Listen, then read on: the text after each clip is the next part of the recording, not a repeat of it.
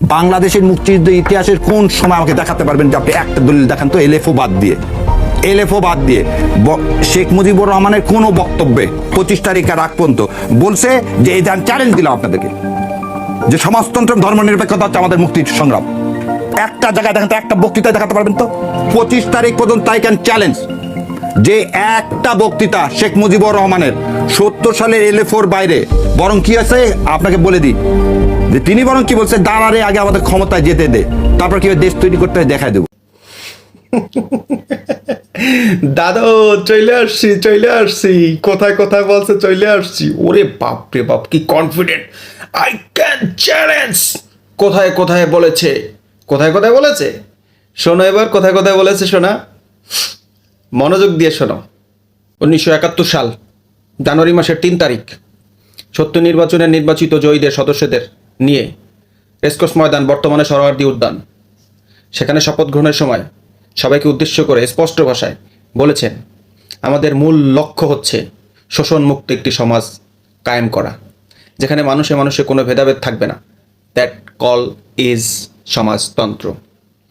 আমরা সমাজতন্ত্রকে বিশ্বাস করি, তবে সেটা আমাদের নিজস্ব ধারায়। এটা পরদিন দৈনিক ইত্তেফাক, দৈনিক পাকিস্তান বিস্তারভাবে হেডলাইন দিয়ে আলোচনা করেন। শেখ মুজিবুর রহমান তার মূল লক্ষ্য সমাজ ব্যবস্থা প্রতিষ্ঠা করার নির্দেশনা প্রদান করলেন। 1970 সালের সাধারণ নির্বাচনে রেডিও টেলিভিশনের ভাষণ 28শে অক্টোবর। আমি শুধু পয়েন্টগুলো বলে দিচ্ছি, শুনুন। আমাদের লক্ষ্য হচ্ছে সমাজতান্ত্রিক অর্থনীতি। ধর্মকে রাজনৈতিক অর্থে ব্যবহার করা যাবে না, হচ্ছে ধর্মনিরপেক্ষতার আর এক রূপ।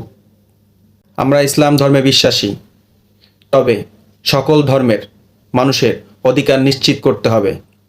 এটা হচ্ছে ধর্মনিরপেক্ষতার আদিরূপ।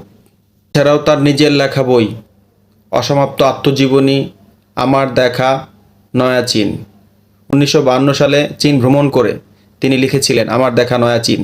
সেখানে চীনের সাধারণ মানুষের মুক্তি দেখে সমাজতন্ত্রের দিকে ঝুঁকে পড়েন এবং এই বিষয়ে তিনি আগ্রহ প্রকাশ করেন এবং বলেন, সমাজতন্ত্র দ্বারা সাধারণ মানুষের মুক্তি সম্ভব। 1950 দশকে বিভিন্ন জনসভায় অসাম্প্রদায়িকতা ও ধর্মনিরপেক্ষতার কথা বলেছেন, যা তৎকালীন গোয়েন্দা রিপোর্ট, সিক্রেট ডকুমেন্ট, ইন্টেলিজেন্স